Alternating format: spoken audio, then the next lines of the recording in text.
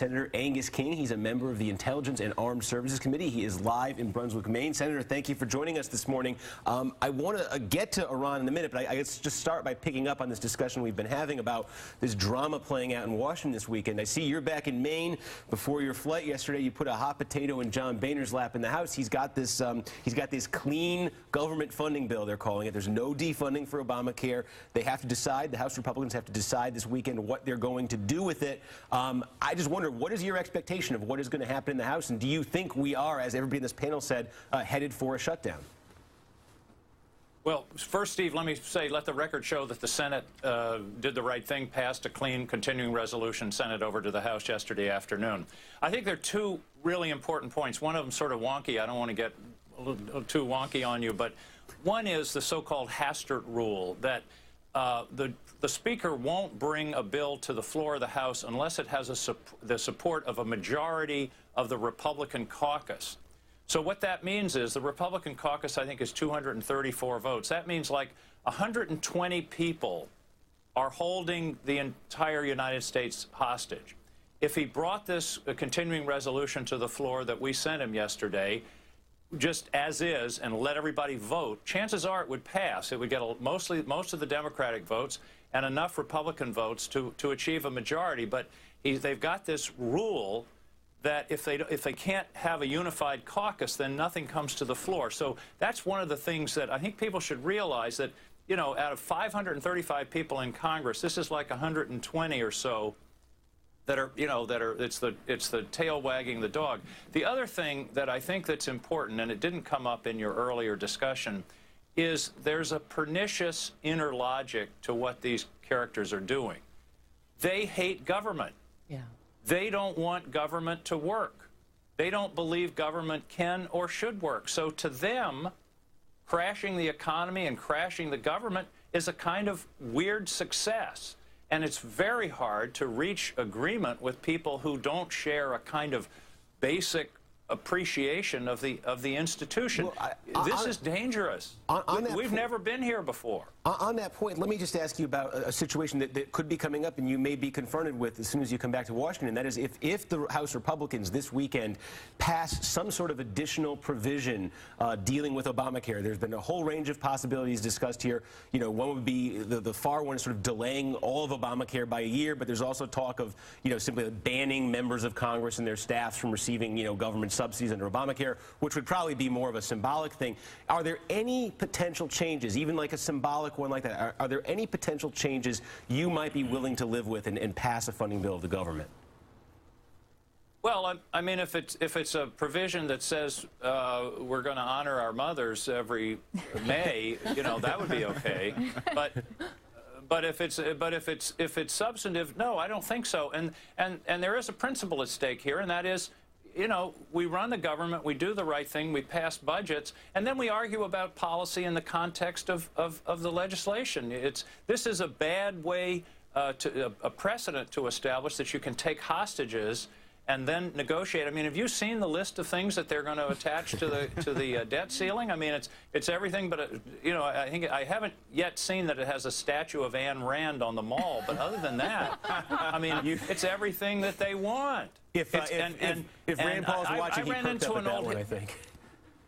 I ran into an old history professor of mine the other day, and this is a serious point. I don't want to make light of it. And I asked him if has anything like this happened in American history before? And he said, of course. And I was a little surprised. He said, the Articles of Confederation. And he was serious. I mean, the chaos, because of the Articles of Confederation did not establish an effective government, led to the writing of the Constitution.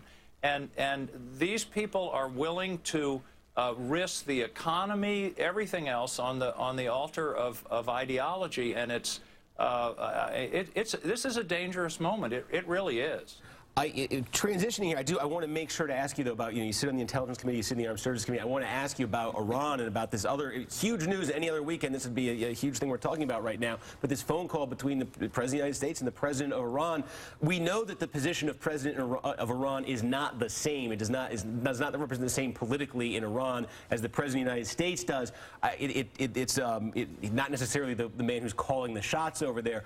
I wonder, though, what you make of this in the context of the sort of the nuclear issue with Iran, and do you see real possibilities here of a breakthrough and an agreement sometime in the near future?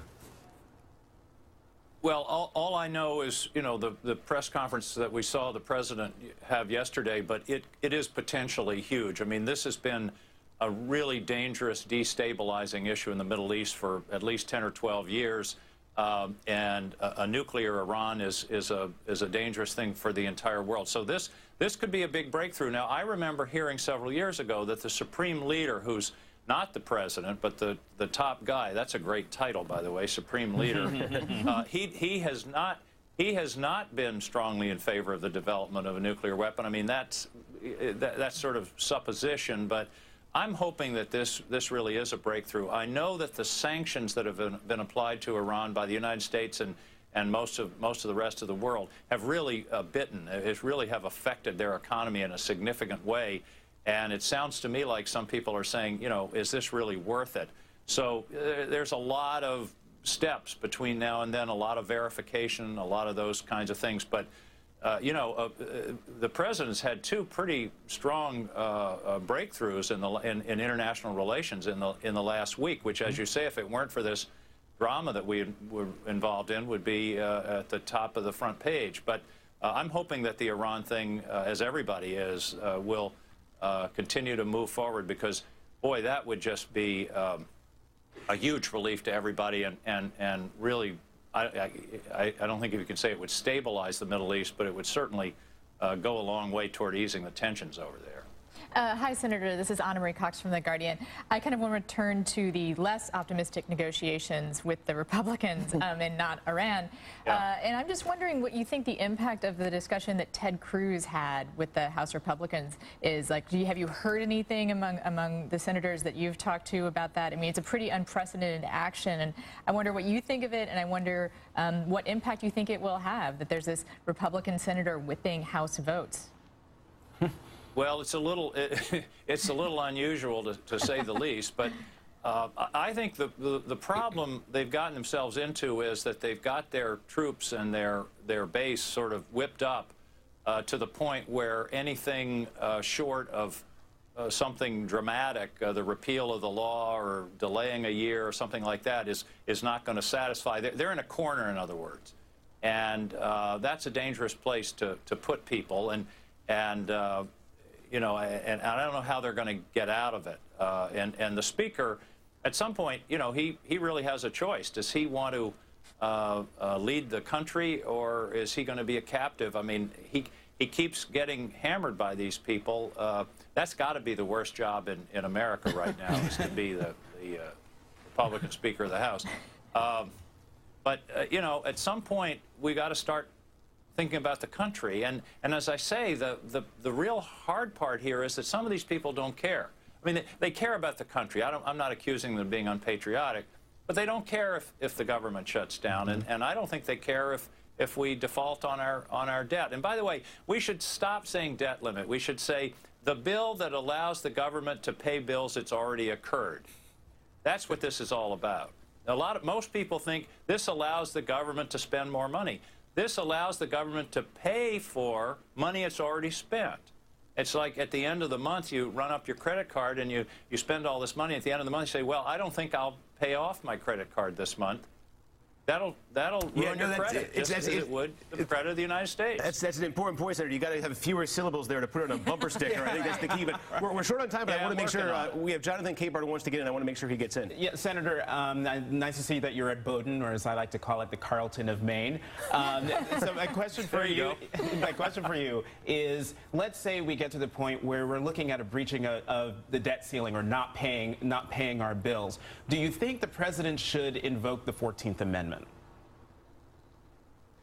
Well, I think they have to think about that and look at the look at the provisions of the 14th Amendment that talk about paying the debt, and I think they just have to consider that if it comes to that. I can't believe it's odd to me that they're adding this Christmas tree, as you characterized it, to the debt ceiling increase, which, by the way, Ronald Reagan increased the debt ceiling, I think, 18 times. I mean, it's been increased 70 or 80 times in the last 40 years. I mean, this is routine. Somebody suggested a great idea the other day, and that is when we pass spending bills, it ought to have an automatic increase in the debt ceiling to go along with it, because now these people can get the credit of voting for the spending, and then they beat their chest about how fiscally conservative they are to vote against the debt ceiling that allows the spending they've already supported. I mean, I think the president's got to look at all options. We can't afford to have a small group, relatively small group of people take down the U.S. and perhaps even the world economy.